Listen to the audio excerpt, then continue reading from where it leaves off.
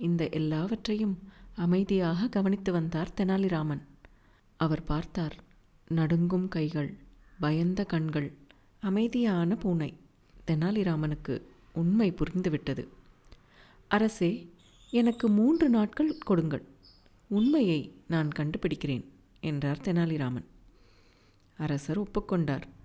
பூனை தெனாலியுடன் சென்றது. பொற்கொல்லன் கண்காணிப்பில் வைக்கப்பட்டான். 3 நாட்கள் கழிந்தது. இந்த 3 நாட்களும் பூனை நன்றாக சாப்பிட்டது, விளையாடியது, அமைதியாக உறங்கியது. ஒரு வேதனையும் இல்லை. ஆனால் பொற்கொல்லன், அவனுக்கு தூக்கம் இல்லை, அமைதி இல்லை, மனதில் பயம்.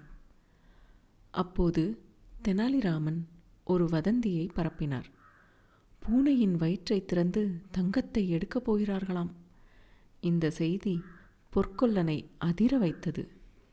உண்மை வெளிவந்து விடுமோ என்று பயந்தான். அதனால் அவன் மறைவாக 100 கிராம் தங்கத்தை மீண்டும் வாங்க முயன்றான்.